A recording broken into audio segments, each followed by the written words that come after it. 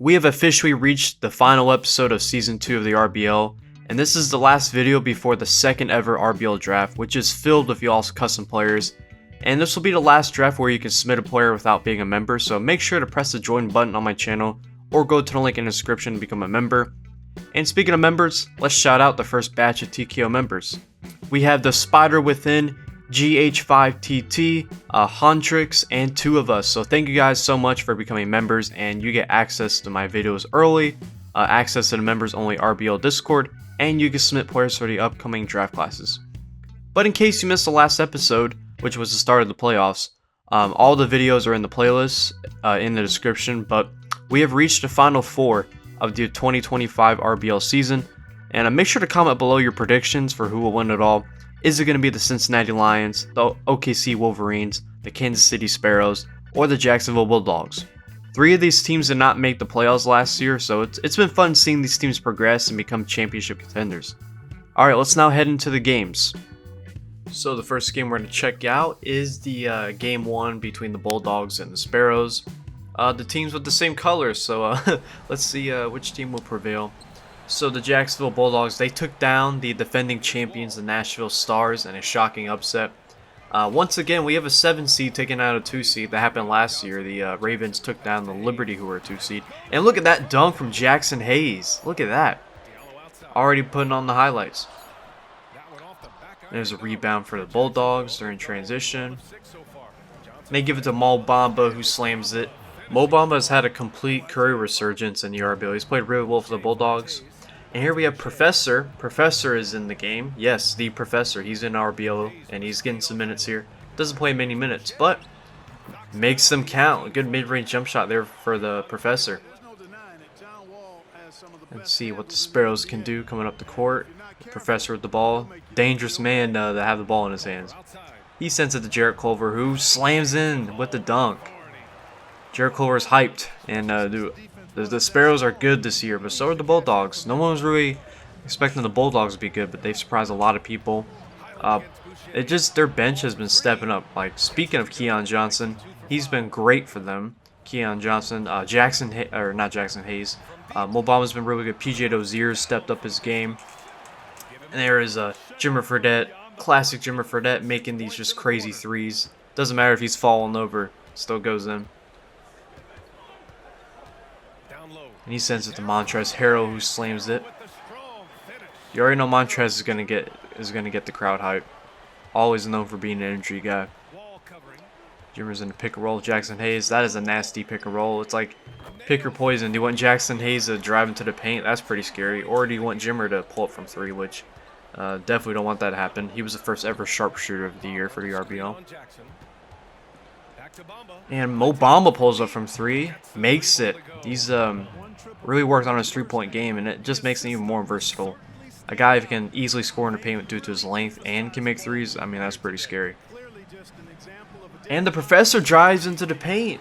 I think he's like 5'10", 5'10" Professor just driving into the paint. And the Sparrows have the ball, struggling, and Hernan Gomez almost goes out of bounds, but he sends it to the Professor and makes it. So great 7 straight points there for the Professor.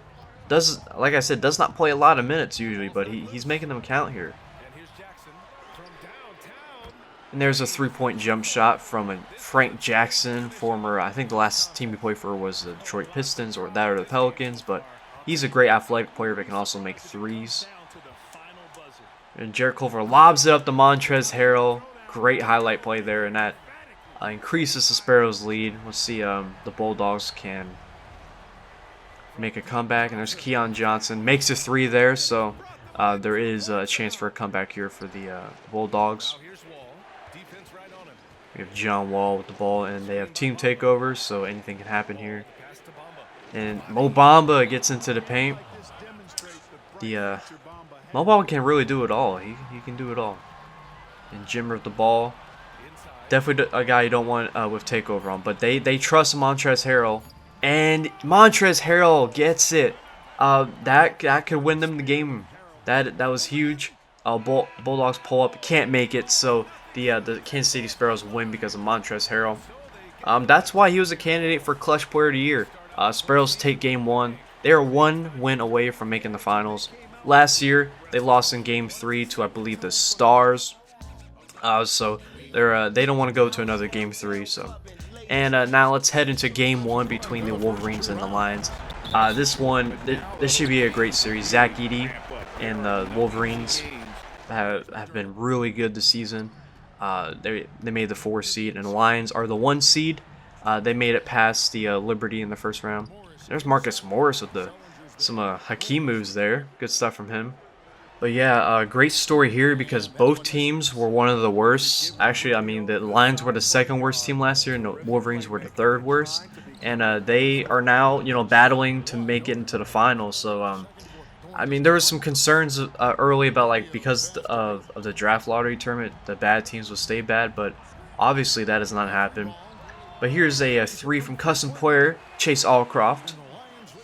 Has been a great rookie so far for the Lions off the bench. Here's Romeo Langford of the Wolverines. He sends it to Zach Edey.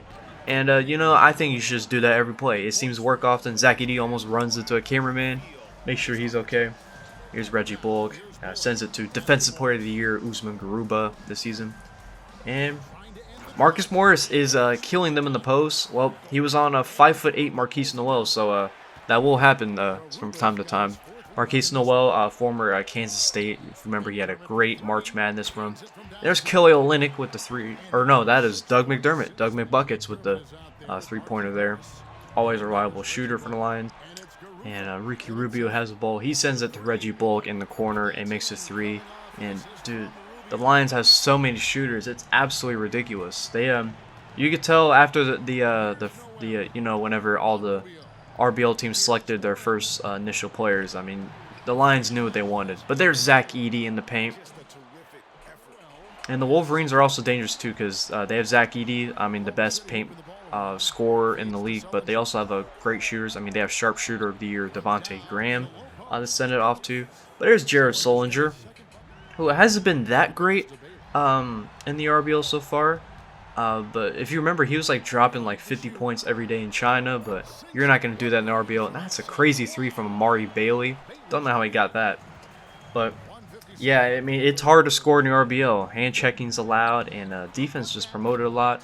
But there is a good recovery there for Kelly Olynyk, who was the 3rd pick in the RBL draft. And I mean, he's been good for the Lions, but I still question the decision there. But I mean, they became the 1 seed, so can I really blame them?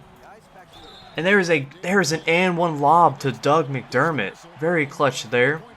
You don't see Doug go for lobs every day, so it worked for them there. And of course, he's gonna make the free throw. Great shooter. And that does it for the Lions in Game 1. They beat the Wolverines in Game 1, and they're 1 win away from making the finals. Making probably one of the best comebacks in sports history. I mean, what team is 2nd worst in the league and then just makes it into the finals? But we are now in Game 2 between the Bulldogs and the Sparrows. We're at the Bulldogs home court, and there was a clutch and 1 from James Bouknight, starting shooting guard for the Bulldogs. And see what the Sparrows can do here. They give it to Jimmer Fredette. He pulls up, misses, but Montrezl Harrell gets the offensive rebound, puts it back in. And him and Jimmer are a great combo. You have Jimmer with the shooting, then Montrez, who can, if Jimmer somehow misses, he can pick it up. But the Bulldogs take Game 2, not a close game, and we're going to go to a Game 3. So the Sparrows have to see a Game 3, unfortunately. And then Cincinnati versus OKC Game 2 was not close once again. So the Lions are going to move on to the finals, and they are going to. They're 1 win away from making one of the greatest comebacks in sports history. Yeah, I'm excited to see them. They've looked great all year. They've only added 2 players since last year, and did they really make them to a 1 seed? It's so strange. But we're now in Game 3, huge game, and there was a huge shot from Nashawn Highland, and John Wall fouled out in this game, so the Bulldogs are without John Wall, so other players are going to have to step up, like Nashawn Highland. But yeah, this is a winner go home, winner goes to the finals. So big stuff here. And Jimmer pulls up, and he can't win the game, so we're going to go into overtime, and this is just tense. Overtime, and if you don't know, the overtime games in RBO are just the first team that makes a shot wins, so let's see what happens here. The Bulldogs, oh, tough layup for the Bulldogs, and the Sean Highland makes the 3 to tie the game and wins the game in overtime. That is greatness right there. Without John Wall, the Bulldogs still beat the Sparrows, and they're going to go to the finals. So it is officially set. The Cincinnati Lions are going to take on the Jacksonville Bulldogs. Winner becomes the second ever RBL champion. And this is the farthest a lower seed has ever gone. This is the lowest seed to ever make it to the finals. In the first season, the Glory as a 6 seed took on the number 1 seed, Stars. Now we have a number 7 seed against the number 1. So, congrats to the Bulldogs and the Lions to make it to the finals. And let's now crown the second ever RBL champion. Let's see who wants it more. Here's Ricky Rubio, the general of the Lions, and he makes a crazy 3. Ricky is not known for his shooting, but he steps up. He's a clutch player and gets it for the Lions there. And there's a turnover from the Lions, and the Bulldogs are crazy in transition. There's that PJ Dozier with a great dunk. Very athletic small forward for them. And they send it to the post with Chase Allcroft. He kicks it out to Ricky Rubio and makes a 3. Ricky already making 2 3-pointers. Not a good sign for the Bulldogs. You don't want Ricky making 3s on you. You also don't want John Wall making 3s on you, but he gets it to go there. So the 2 point guards, the assist guys, making 3-pointers. Here's Ricky again. He's not gonna pull up for another 3, but he sends it to Kelly Olynyk, who makes a player fall back. Don't know how that happened, but the aura of Kelly Olynyk is just too much for the Bulldogs. But can the Bulldogs beat the buzzer? They send it to Keon Johnson, and he makes a 3-pointer, pulls up from 3 at the buzzer, makes it. And these Bulldogs players are being clutch so far. Sean Highland last game, and Keon Johnson was shot there. But there's a good fadeaway from John Wall in the post, showing his versatility in his game. You don't see him make fadeaways often, so good mid-range shot for John Wall. And here's the pick and roll of Mo Bamba, and it kicks at, or no, that's JT Thor actually. JT Thor, first round pick for the Bulldogs last year, makes a 3 there. Great shooter for a big man. Let's see what play they can draw up here. They decide to do a pick and roll with JT Thor, and they send it to JT Thor in the paint and gets it. Big slam for JT Thor there. And Bulldogs have the ball once again. Clock is coming down, but they send it to John Wall and pulls up from 3. Good shot there from John Wall. He wants to win. He's been hungry all season. They didn't make the playoffs last year, and they're here to win. They're just one win away. And if you didn't know, the finals, it's just one game. Winner go home. One game. I think it makes the game even more intense, and it just produce. These closeout games always produce just really fun games to watch. There's Reggie Bullock pulling it from 3 there. Candidate for Sharpshooter of the Year last season. And there's another 3 from Mo Bamba, getting it done there.